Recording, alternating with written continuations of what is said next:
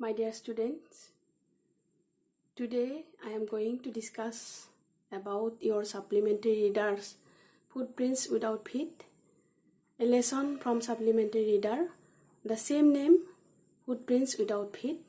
I just wanted to discuss about that lesson. মই আশা কৰোঁ তোমালোকে মনোযোগেৰে শুনিবা।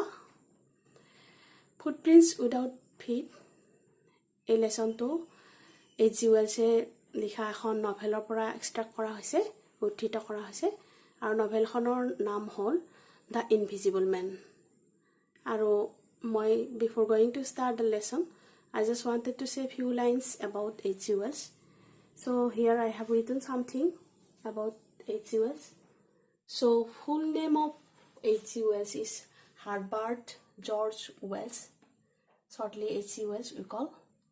He was born in 21st September 1866, Bromley High Street, London, United Kingdom. So he died in 13th August 1946, the Regent's Park, London, United Kingdom. So he wrote dozens of novels and short stories. I have written some novels, some of them prominent novels: The Things to Come, War of the World, The Time Machine, The Invisible Man, and Footprints Without Feet. The lesson is extracted from the Invisible Man, and this novel was written in 1897 by the writer H.G. Wells. He has written so many short stories also. As the writer is mostly wrote some science fictional novel and others, social realism also. So I am going to start now.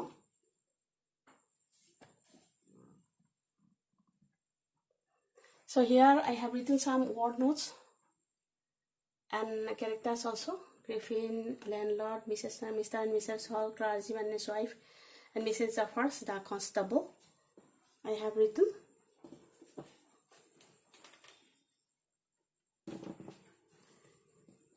So I just started the lesson, Footprints Without Feet. প্ৰথমতে কি হয়, লেসনটো আৰম্ভণিতে দুজন লৰাই, the two boys started in surprise at a fresh muddy imprints of a pair of barefoot. What was a barefoot man doing on the steps of a house in the middle of the London, and where was the man? নামটোতে গম পাই, Footprints Without Feet, ভৰি নোহোৱাকে ভৰিৰ চিন হেনেকুৱা। আৰু ফাৰ্ষ্টতে কি হয়, দুজন লৰাই তেনেকুৱা ফ্ৰেছ মানে বোকাৰ ওপৰত কিছুমান ভৰিৰ খোজ মানে বিচাৰি আগুৱাই যায়, আৰু সিহঁতে নিজকে প্ৰশ্ন কৰে যে ক'ৰ পৰা আহে। এনেকুৱা লণ্ডনৰ মাজভাগত ঘটনাটো হৈছে লণ্ডনত, আৰু লণ্ডনৰ মানে middle of the London, where was from, ক'ৰ পৰা আহিলে এই মানুহজন, নিজে প্ৰশ্ন কৰে। As they gaze a remarkable sight met their eyes. A fresh footmarks appeared from nowhere. আৰু সিহঁতে ইফালে সিফালে চাওঁতে দেখিলে আকৌ নতুনকে ফ্ৰেছকে এনেকুৱা ফুটপ্ৰিণ্টছ দেখিছে। Further footprints followed, and one after another, descending the steps and progressing down the streets. The boys followed, fascinated, until the muddy imprints became fainter and fainter, and at last disappeared altogether. আৰু ল'ৰা দুজনে যেতিয়া গৈ আছিল তেতিয়া ফুটপ্ৰিণ্টছটো ফলো কৰি আৰু লাহে লাহে ষ্টেপবিলাকৰ তলে তলে নামি অহা কিছুমান ফুটপ্ৰিণ্টছ তেওঁলোকে দেখা পাইছিল, আৰু আগুৱাই গৈ গৈ লাহে লাহে সেইবোৰ নোহোৱা হৈ গৈছিল। এটা সময়ত ফুটপ্ৰিণ্টছখিনি, ফ্ৰেছ ফুটপ্ৰিণ্টছখিনি এটা সময়ত গৈ গৈ নোহোৱা হৈ গৈছিল, আৰু সেইখিনিতে ল'ৰাকেইটা সচকিত হৈ গৈছিল। The explanation of the mystery was really simple enough. আৰু সেই মিষ্ট্ৰি মানে হ'ল ঘটনা, ৰহস্য, আৰু ৰহস্যটো আছিলে simple enough বুলি কৈছে ৰাইটাৰে। The bewildered boy's husband followed a scientist who was just discovered how to make the human body transparent. আৰু সেই ল'ৰাকেইজনে ফলো কৰি কৰি যাক গৈছিলে, আচলতে তেওঁ আছিল এজন চাইণ্টিষ্ট, আৰু যিয়ে নেকি কিবা কিবি ডিস্কভাৰ কৰিছে, আৰু কেনেকৈ মানুহবিলাক ট্ৰান্সপাৰেণ্ট হৈ যায়, মানুহবিলাক অদৃশ্য হৈ যায়, মানে নেদেখা হৈ যায়, সেইটো কথা দেই। তাৰপিছত গ্ৰিফিন দ্য চাইণ্টিষ্ট, এতিয়া মেইন কেৰেক্টাৰলৈ আহি গ'ল। Griffin Hall scientist, he carried out experiment to prove that the human body could become invisible. Aro teo mane experiment or upor experiment solaisil aru manu human body keneke mane invisible hoy jay odrishya hoy jay hei kotha to ta mane discuss invent korisil prove korisil keneke mane manuhor body to nohua hoy jab odrishya hoy jab. Finally he swallowed certain rare drugs and his body became transparent as a sheet of glass, though it also remained as solid as glass. আৰু অবশেষত তেওঁ তেনেকুৱা ধৰণৰ কিছুমান drugs কিবা সুবাই পেলা খাই পেলাইছিল হাই নিজে অদৃশ্য হৈ গৈছিল আৰু ট্ৰান্সপাৰেন্ট হৈ গৈছিল মানে নেদেখা হৈ গৈছিল আৰু জাস্ট লাইক এ গ্লাছৰ নিচিনা হৈছিল শেপ এটা আছিল তাৰ মানে brilliant scientist though he was. So writer কৈছে যে Griffin was a brilliant scientist. যদিও brilliant scientist আছিল was rather a lawless person. So he was a lawless person. মানে lawless মানে কোনো ethics নাথাকা নিয়ম নাথাকা নিয়ম কানুন নামানা তেনেকুৱা ধৰণৰ তেওঁ আছিল এজন মানুহ আৰু যদিও আমি জানো যে সাইন্টিস্ট বিলাকে যিবিলাক ইনভেনশন কৰে সেইবোৰ হিউম্যান ওয়েলফেয়াৰৰ কাৰণে ব্যৱহাৰ কৰা হয় কিন্তু গ্ৰিফিনে যিবোৰ আৱিষ্কাৰ কৰিছিল তেওঁ সেই হিউম্যান ওয়েলফেয়াৰৰ কাৰণে ব্যৱহাৰ কৰা নাছিল আৰু সেই কাৰণে তেওঁক ললেছ পাৰসন বুলি কোৱা হৈছিল his landlord disliked him আৰু তাৰ উদাহৰণটো তোমাৰ এটা পাবা his landlord disliked him আৰু তেওঁৰ landlord মানে যৰ মাটি আছিল তেওঁৰ গৰাকী মানে যত আছিল তেওঁৰ গৰাকী বেয়া পাইছিল and tried to eject him. He revenged Griffin set a fire to the house আৰু হে landlord যেটিকে বেয়া পাইছিল আৰু তাৰ মানে প্ৰতিশোধ লবৰ কাৰণে হি যোনটো ঘৰত আছিল সেই ঘৰটো জ্বলাই দিছিল জুই লগাই দিছিল অদৃশ্য হৈ পেলা to get away without being seen he had to remove the clothes আৰু তাৰ পৰা হি মানুহজনে নেদেখা হ'ব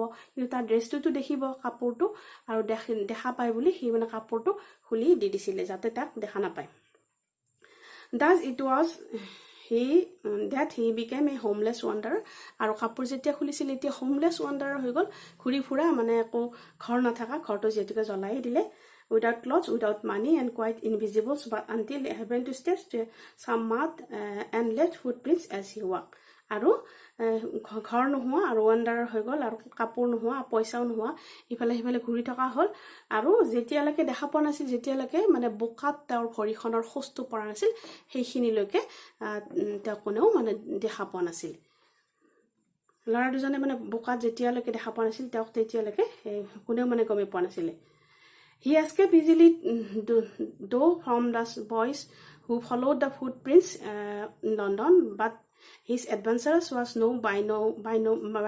by means of her. He had chosen a bad time of the year to wander about London without clothes. It was midwinter, the air was bitterly cold, and he could not do without clothes. Instead of walking along the streets, he decided to sleep in a big London store for warmth. আৰু এতিয়া তাৰ এটা বেলেগ ধৰণৰ problem হল কাপোৰ নোহোৱাকে হি বাৰু ঠিকই কটালে কিন্তু যেতিয়া উইন্টাৰ আহিলে তেতিয়া ঠাণ্ডা দিন আহিলে আৰু লণ্ডনৰ উইন্টাৰটো বহুত বেছি মানে বিটাৰলি কোল বুলি কৈছে ৰাইটাৰে বহুত বেছি আনবিয়াৰেবল কোল আৰু সেই ঠাণ্ডাত মানে হি মানে উপশম পাবৰ কাৰণে কি কৰিলে কিছুমান মানে লণ্ডনৰ ডাঙৰ যিবিলাক কাপোৰৰ দোকান আছে সেই কাপোৰৰ দোকানত মানে গৰম পাবৰ কাৰণে পাবৰ কাৰণে সেইবোৰ বাছি ল'ব ধৰিলে এনে ঘুৰিয়ে আছিলে প্ৰবলেম নাছিল কিন্তু যেতিয়া বেছিকে ঠাণ্ডা পৰিল আনবিয়াৰেবল হৈ গল for him Closing time arrived and as soon as doors were shut, Griffin was able to give himself leisure to the clothing, feeding himself without regards to escape. আৰু দোকানবিলাক যেতিয়া বন্ধ কৰিবৰ সময় হয় তেতিয়া গ্ৰিফিনে তাতে ধুনীয়াকৈ সোমাই যায় আৰু he broke open boxes and wrappers and fixed himself out and warm clothes. আৰু দোকানত কাপোৰবিলাক আছে আৰি থকা আৰু দোকানত ধুনীয়া কাপোৰবিলাক পিন্ধি লয় আৰু গাত মেৰিয়াই লয় আৰু বক্সবিলাক খুলি পেলা তাৰ পৰা কিবা হেৰি কৰে soon with shoes and overcoats and white beams hat আৰু overcoat পিন্ধি লয় আৰু white beam মানে বহল beam থকা এনেকুৱা hat কিছুমান পিন্ধে he became fully dressed and visible person আৰু যেতিয়া কাপোৰ পিন্ধে তেতিয়া তেওঁ এজন fully visible person হয় মানে সবে দেখা পায় মানে চিনিব পাৰি visible person হৈ যায় In the kitchen of the restaurant, he found cold meat and coffee, and he followed up the meal with sweets and wine taken from the grocery store. Finally, he settled down to sleep on a pile of quilt. আৰু তাৰ পৰা তাতে যিবিলাক দোকান থাকে দোকানৰ ভিতৰত যিবিলাক কিটচেন থাকে আৰু ৰেষ্টুৰেণ্ট থাকে সেইবিলাকত মিট আৰু কফিবিলাক খাই আৰু ওয়াইন খাই আৰু গ্লোসাৰীবিলাকৰ পৰা তাৰ পৰা মানে যিবিলাক বক্স থাকে তাৰ পৰা মানে সব খোৱা বস্তুবিলাক মিঠাই চিঠাই সববিলাক খাই লয় আৰু আৰামছে ধুনীয়াকৈ সেই তুলি চুলি সেইবিলাকত পাৰি লৈ ধুনীয়াকৈ শুই থাকে গৰম কাপোৰৰ ওপৰত শুই দিয়ে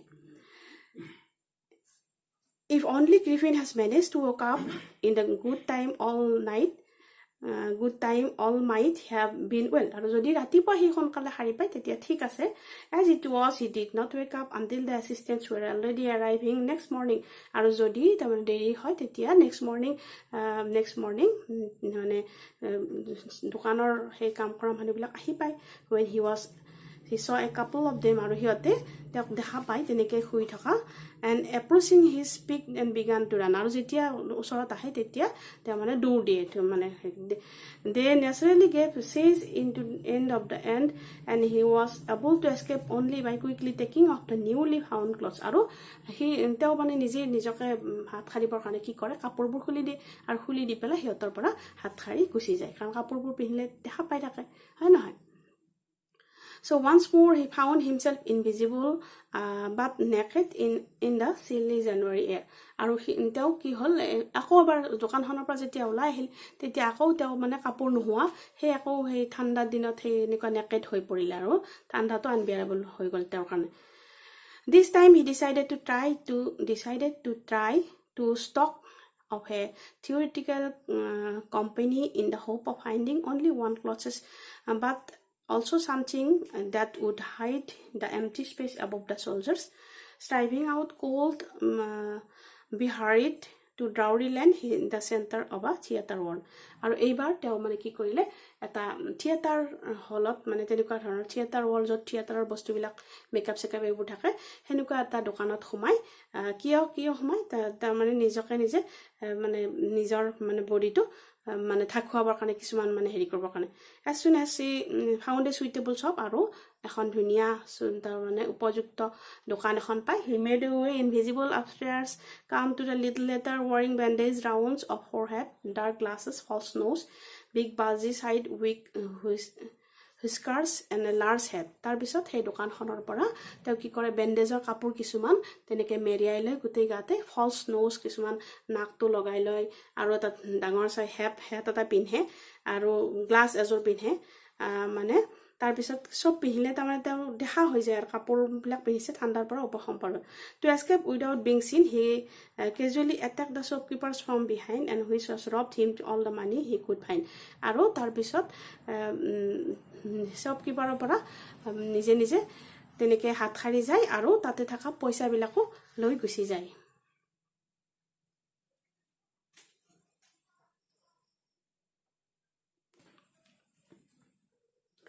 মৰমৰ শিক্ষাৰ্থীসকল আজি এইখিনিলৈ কৰিলো আৰু পিছৰ খণ্ডটোত মই ইয়াৰ পিছৰ খণ্ডখিনি পিছৰ কথাখিনি তোমালোকক আলোচনা কৰি দিম ঠিক আছে